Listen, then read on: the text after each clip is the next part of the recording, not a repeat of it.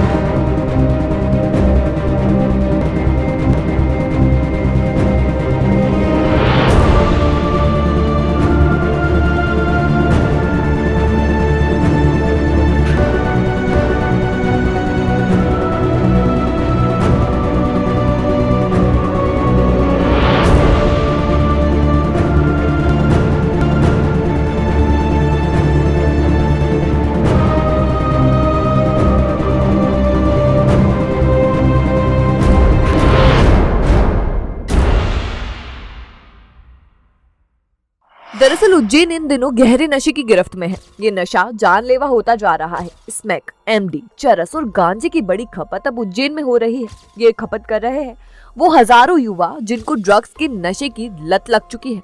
अगर हम 2022 के केवल 11 महीने की ही बात करें तो पुलिस ने एनडीपीएस एक्ट के 56 मामले दर्ज किए हैं।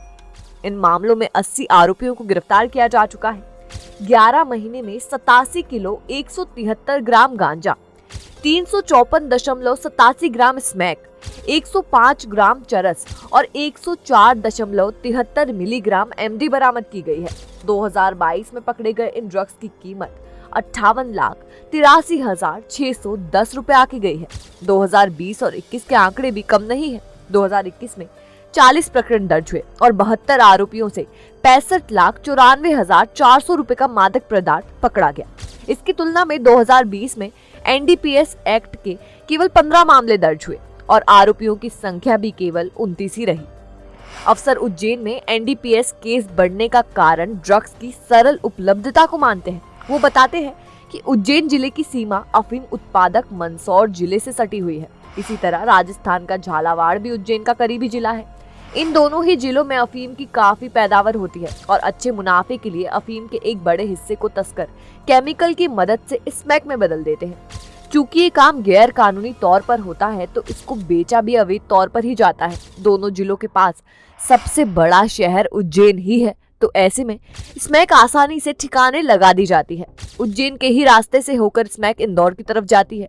चूंकि दोनों जिलों की सीमाओं पर ज्यादा चौकसी नहीं है और इन जिलों के लोगों का आना जाना भी बहुत आसान है, इसलिए स्मैक की आवक आसानी से होती है।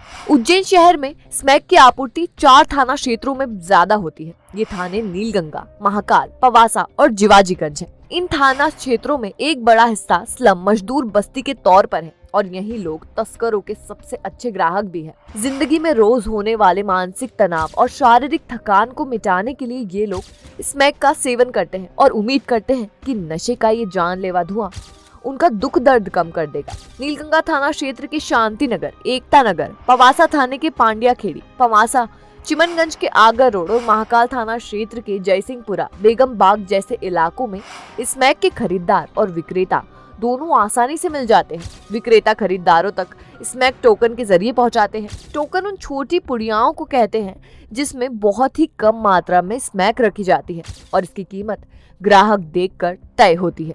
अमूमन एक टोकन के लिए 150 से लेकर 200 रुपए तक वसूले जाते हैं। जब पुलिस एनडीपीएस के प्रकरण बनाती है तो टोकन बेचने वाले छोटे तस्कर ही पुलिस के हत्थे आते हैं। बड़े तस्कर हर बार बच जाते हैं क्योंकि पुलिस उन तक कभी पहुंच ही नहीं पाती। ऐसे में इस कारोबार को पूरी तरह खत्म नहीं किया जा पाता। ये तो थी स्मैक के उज्जैन तक आने और लोगों तक पहुंचने की कहानी।